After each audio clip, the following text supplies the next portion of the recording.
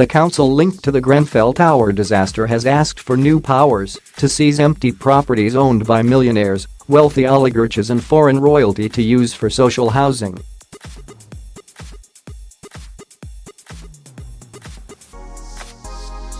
Royal Borough of Kensington and Chelsea Council (RBKC) proposed a drastic overhaul of rules for acquiring unused properties in a letter to the government.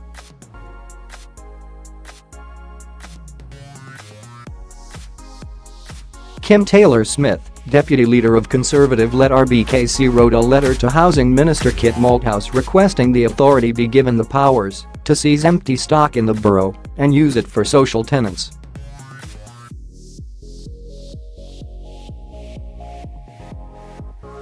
Mr. Taylor-Smith said in his letter the growing demands for social housing in the West London borough had been framed by the Grenfell tragedy, which led to the deaths of 72 people and left hundreds of council tenants homeless in June 2017.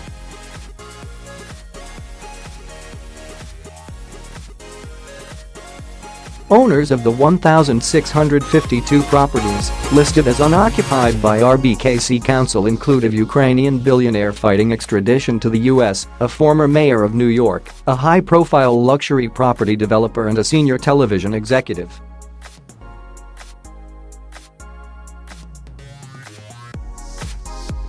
The plea echoes the calls made by Labour leader Jeremy Corbyn, who demanded homes left vacant by rich overseas investors be requisitioned for survivors left homeless by the fire.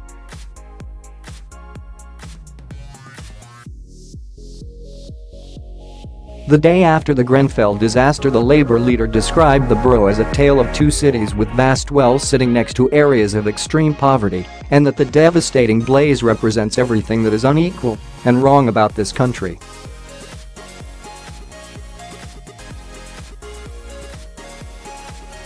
Some of the lavish unoccupied properties are just a few hundred yards from the remains of Grenfell Tower. These include Ukrainian oligarch Dmytro Firtash, who owns the former Brompton Road Tube Station building, once used as a top-secret command center for Winston Churchill during World War II, but which has been vacant since it was bought for £53 million in 2014.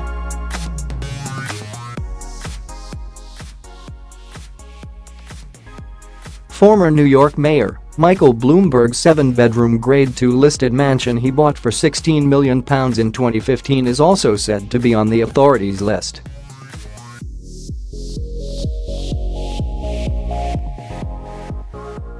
Other unoccupied buildings include Duke's Lodge, which is listed as owning 26 homes in a 1930s mansion block valued at £85 million in 2015.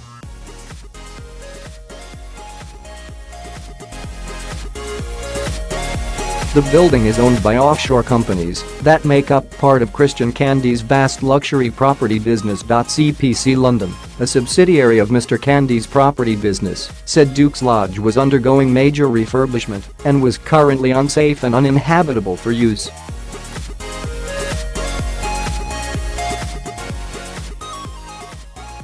Another on the list is SMEC Properties Limited, owned by Sheikh Mohammed bin Rashid Al Maktoum, ruler of Dubai and Vice President of the United Arab Emirates.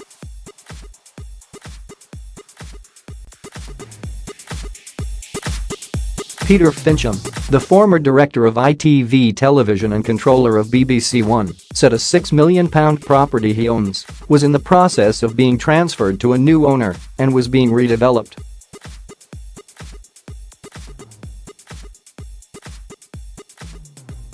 The list of names were revealed when the details were accidentally sent by the council to multiple organizations, including The Guardian newspaper, and details the confidential council tax information of the property owners.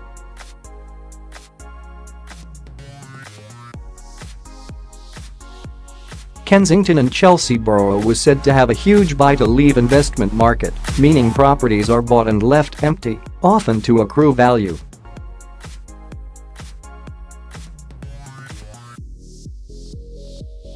Mr. Taylor-Smith said 621 properties in the area have been empty and unfurnished for more than 2 years, 347 of which are amongst some of the most expensive in the borough, including one worth almost £30 million.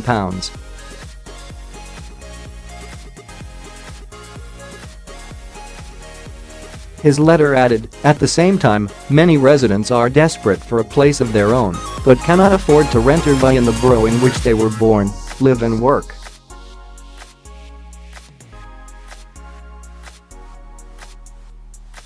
This disparity does not sit easily with the council's leadership team.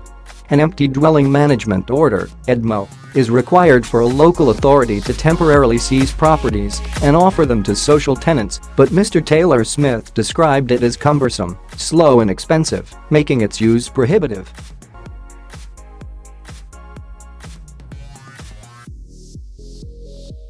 The use of EDMOs was restricted in 2012 by then Communities Secretary Eric Pickles, limiting them to empty properties that have become magnets for vandalism, squatters and other forms of anti-social behavior, and had been empty for 2 years, according to a House of Commons Library briefing paper.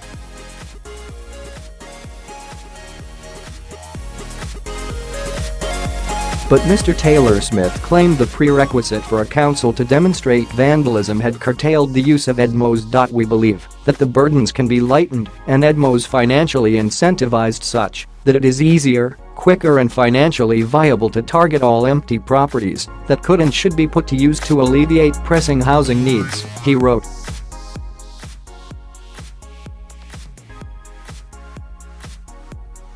His proposal suggested offering a favorable tax scheme on rent income for owners of property if they agree to offer the premises to the local authority.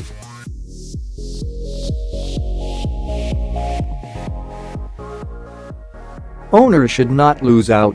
We want to collaborate with, not clobber, the property investor, Mr. Taylor Smith wrote. The letter also requested that councils be able to levy a management fee to help cover the costs of taking over the homes.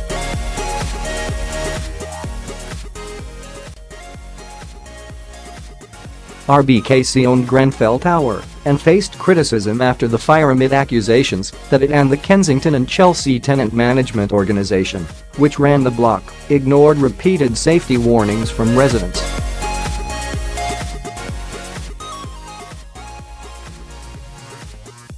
The length of time taken to rehouse survivors following the disaster was also condemned, with dozens forced to spend months in hotels.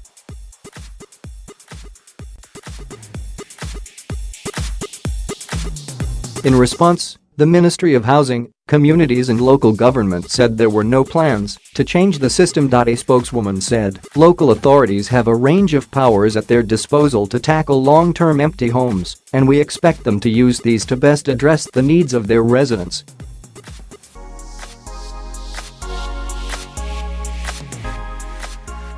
"We have no plans to change the existing laws in this area, but are clear that all councils have a duty to provide affordable homes."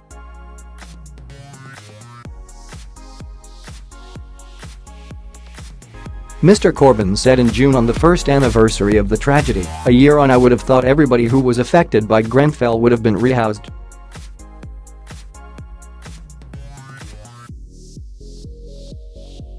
Everybody who had an issue about permanent residency in Britain despite suffering in this fire would have been sorted and been allowed to permanently remain.